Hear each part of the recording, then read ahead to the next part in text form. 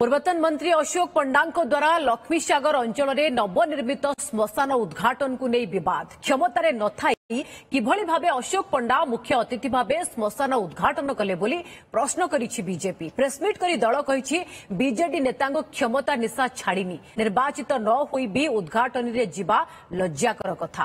प्रकल्पर उद्घाटन हेले तार विधि विधान अछि। अशोक पंडा जदि निर्वाचित प्रतिनिधि होइथांते ताहले भी किछि असुविधा नाही। से निर्वाचन हारिबा परे मध्य अहंकार छाड़ी नाहांती बोली बीजेपी अभियोग करिछि। सेपटे बीजेपी रे अभियोग नै अशोक पंडा प्रतिक्रिया मिली पारिनी।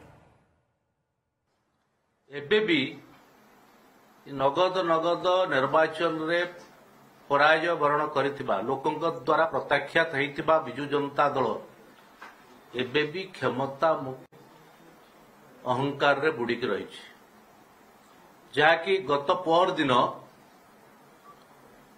जड़े एकाम्र निर्वाचन मंडल जो लोकंक द्वारा प्रत्याख्यात होता निर्वाचन रे पराजय वरण करिथिबा पूर्वतन मंत्री अशोक पंडा मुख्य अतिथि भाव रे फलकरे ना रहिबा एवं जाइकरी उद्घाटन करिबा प्रकल्पर उद्घाटन पाखापाखि 60 लाख टंकार प्रकल्प जहाँ लक्ष्मीसागर ताहा अत्यंत दुर्भाग्यजनक एवं संविधान विरोधी जन विरोधी एवं यह संविधान विरुद्धाचरण करुछि।